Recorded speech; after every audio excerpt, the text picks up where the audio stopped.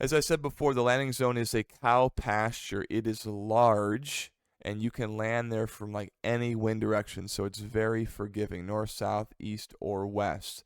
There are little, wind telltale signs down there so you can see what direction the wind is coming from. But typically, there'll be other people landing before you, so you just kind of follow them in. I saw a lady twist her ankle landing in the field. The grass is long, it is uneven, and she had to get medical attention. Another lady, that same day that this lady twisted her ankle, there's a separate person who flew in, went over the fence on the road, and hit into the side of a car and had to get some medical attention. So it can get a little bit dicey. There are a lot of people that are landing in there with various levels of abilities, or sometimes the thermals can pick up midday and later in the day, so it makes coming down rather difficult, and you can hit lift when you're close to the ground, and that can be a challenge for some people. There are a number of trucks that will line up on the road right next to the landing zone, and they will take you from the landing zone back up to the launch for about 15,000 pesos. Some of these drivers will also pack your wing for you for 5,000 pesos, which is a little over $1. Personally, I got done with one of my first thermal flights, and I was on the verge of puking, and it was the best, $1.50 I ever spent to have this guy just pack up all my gear, because I was about to hurl, and I needed just kind of get away from my gear and go get some water and kind of chill out. But I was like dizzy. So that's a nice feature that is available. Just flag down one of the guys, and they can help you with that. When you get into these cars and you go up to the top of the hill, it takes about 15 minutes. These drivers typically will pack in as many people as possible. I was in one truck. They put 12 people in the car. I was in the back with like 3 or 4 people, and then 3 other people then approached us and wanted to get in. They all got into the back of the car. All right, so we're just hanging off each other, one over the top in the back, and it's really just for the sake of the driver to make more money at the expense of our comfort and safety. So if you can get in the actual cab of the car, that's going to be much more comfortable. But they pack as many people as they can in there to get you up to the top.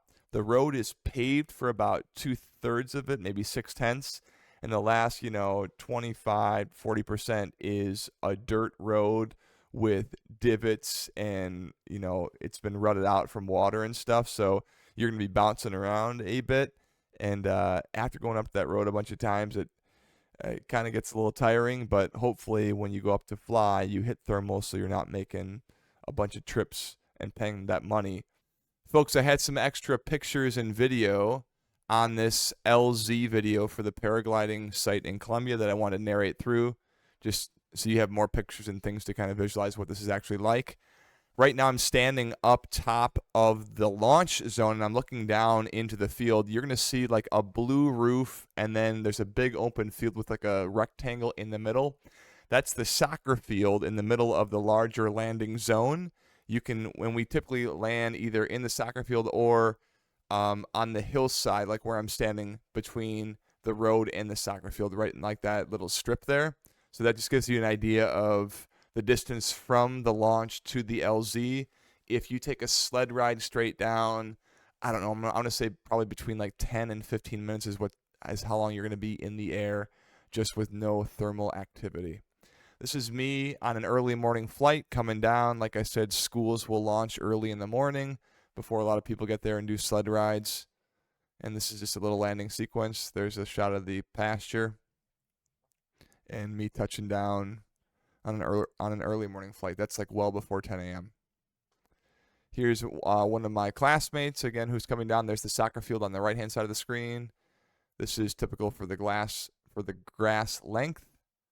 And again, we're early morning, so we basically have the place to ourselves until everyone shows up once the thermals start popping. And now we're landing from a different approach this time because the wind direction changed. That's me coming in, trying to do some weight shifting and stuff. Again, in the mornings, it's very, very calm, so it's pretty relaxing. We actually got to fly through a little bit of a cloud once, which was super, super cool. But when you're in it, you can't see a darn thing. So coming in a little bit, I'm gonna flare, and boom. And that's the road right that I'm staring at right now. This is the Colombia Paragliding School. That's like their headquarters, which is right behind the restaurant there. This is in about midday. I'm looking up. We don't fly during the midday because there's too much thermic activity, but there are a ton of gliders up there. There's probably got to be more than 35. It's beautiful to watch. Totally quiet.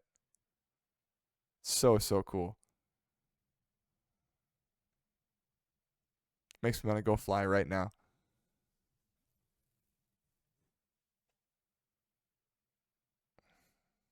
Just beautiful. Just another shot. You can see the school down there. That's like the bus where they store all their gear and have all the paperwork and stuff. And then the launch zone. I'm actually going to back this up just a little bit. If you look right there up in the middle of your screen, you're going to see a little hill right in the middle, right to the left of where that tree is. That is the launch zone right there. So you can see the launch and you can see people launching when you're standing on the ground down there at the LZ. And there's typically some house thermals where it always goes off. There's a parking lot there. I'm panning back, and that's the restaurant, right? I'm going to pause it. Right behind that little crate thing there and below the roof there is an open air restaurant. And there's some guys that will sell like little food right along the roadside there. That's the barbed wire fence. And on the other side of the barbed wire fence is where the LZ is. Again, that's inside the restaurant. You see some of the cars lined up to take people up to the top. And then you see that white or that yellow, blue, and red flag on the other side of that flag. That's where the LZ is. We're just chatting and having some food and beers or whatever. We had some fantastic instruction. Herman was awesome. So was Pablito. Awesome guys.